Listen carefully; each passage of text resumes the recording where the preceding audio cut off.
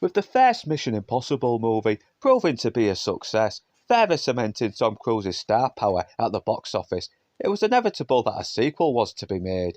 And after the success of Face Off, John Woo was decided as the director. Makes sense. A man well known for loud, over-the-top shoot-'em-ups was definitely the perfect choice to direct a sequel to a film that relied on suspense and espionage. John Woo knew this and wasn't convinced he was the right man for the job until Tom Cruise persuaded him, claiming he wanted each instalment to have a different style. The two men would clash, with Tom Cruise constantly wanting to do his stunts and John very hesitant about it. There were even reports of Tom Cruise locking John Woo out of the editing room, taking ownership of the final cut. Still, the movie was eventually released in May of 2000.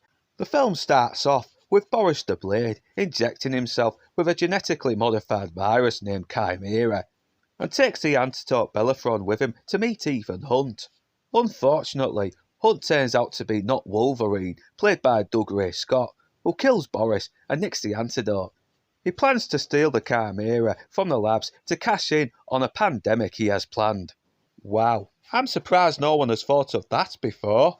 Now Ethan must team up with sexy thief Tandy Newton in a bid to prevent Not Wolverine's evil plan from succeeding, with the help of Ving Rhames as Luthor and some Aussie bloke. Compared to the more grounded original, this just goes batshit insane, swapping espionage for slow-mo kung fu backflips similar to The Matrix and the dual-wielding bombastic gunfights that John Woo executes so well. Also the doves, can't leave out the doves, and not gonna lie, seeing Tom Cruise climb a mountain for fucking real never fails to impress me. It was one of the scenes Woo was hesitant to do, and I don't blame him one bit, as he was scared of heights, but sadly, that's where most of the praise ends. Doug Ray Scott seems wasted as Sean Ambrose. He's obviously playing up the role, making the most of it, but he's not that compelling. He does the unhinged part very well, but loses points for pouting over Tandy Newton too much. I think they were trying to make him a little sympathetic, but it just doesn't work here, and it's a shame, because there were moments where he was really fun to watch. Tandy Newton does her best, and while as sexy and seductive as she is, she's kind of bland in this and never comes across as fully developed, and the lack of chemistry between her and Cruise really doesn't help matters. Even Cruise is kind of bland as Ethan here. He handles himself well in the action, but apart from that, I never really get a sense of who his character is compared to the later movies. Even Ving Rhames, despite his best attempts, is kinda wasted, especially with some pretty cringe one-liners.